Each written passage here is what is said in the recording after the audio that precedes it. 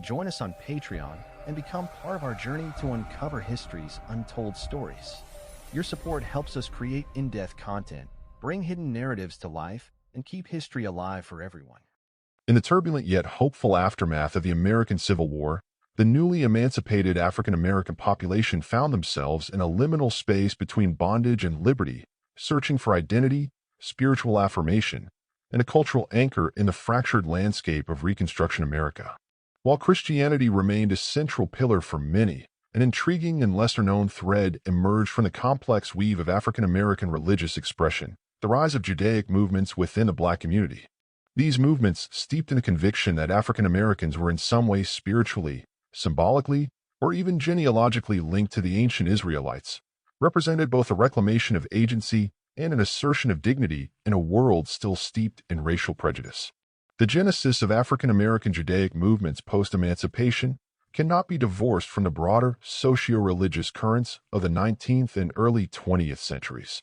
Amid the violent backlash of Reconstruction, the institutionalization of Jim Crow laws, and widespread economic disenfranchisement, African Americans were not merely passive recipients of oppression, they were active seekers of spiritual and communal resilience. The Hebrew Bible, with its stirring narratives of deliverance and covenant, resonated deeply with Black Americans who identified with the plight of the Israelites under Egyptian bondage. The Exodus story, long a metaphor for African American liberation theology, began to take on more literal dimensions in the teachings of various leaders and sects who preached that Black people were the true descendants of the ancient Hebrews. One of the earliest and most influential figures to galvanize such belief was William Saunders Crowdy, a former slave and Union Army veteran who in the late 19th century founded what would become the Church of God and Saints of Christ. Established in 1896, the church fused Christian and Judaic practices in a unique liturgical synthesis.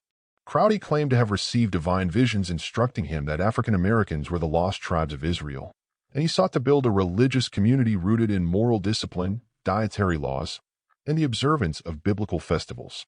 Unlike normative Judaism, however, the church retains certain elements of Christian theology, particularly messianic beliefs, reflecting the complex syncretism characteristic of early African American religious innovation. This blending of Jewish and Christian elements became a hallmark of many African American Judaic movements during the early 20th century. In cities such as Chicago, New York, and Philadelphia, urban migration facilitated the spread and diversification of Black Hebrew congregations. These communities often adopted Hebraic names, wore ritual garments such as the talith and kippah, and practiced Sabbath observance and kosher dietary restrictions. Leaders like Rabbi Wentworth Arthur Matthew, founder of the Commandment Keepers Ethiopian Hebrew congregation in Harlem during the 1910s, emphasized a return to Torah and Jewish customs while simultaneously asserting the African origins of the Israelites.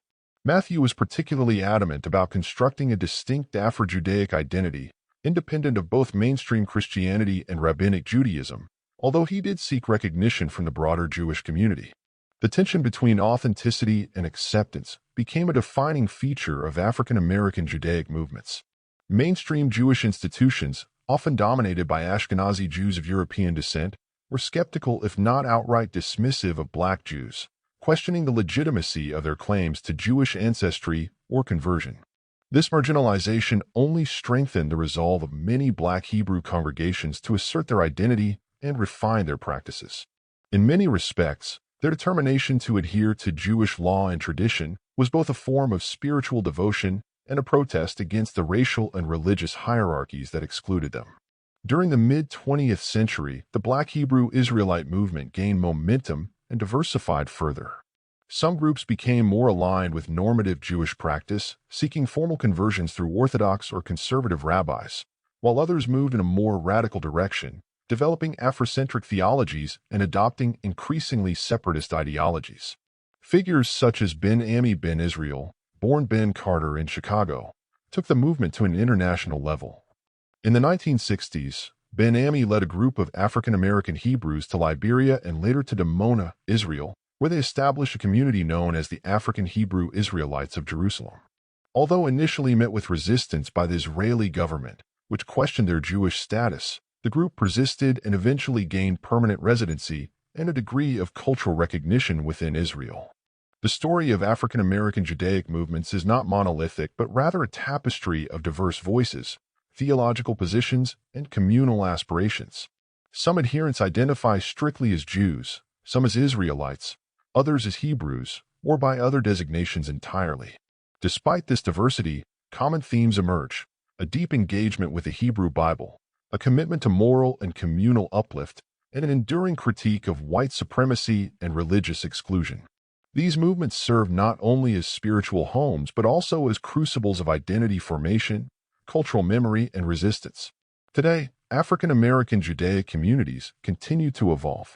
Some maintain strong connections with the wider Jewish world through recognized conversions and institutional engagement, while others remain independent, preserving distinct religious traditions passed down through generations. Their existence challenges conventional narratives of both African American and Jewish history, insisting on a more inclusive and nuanced understanding of what it means to be Jewish in the modern world. In their sacred songs, dietary observances, liturgies, and communal rituals, one hears the echo of ancient promises and modern struggles, a testament to faith forged in the crucible of history.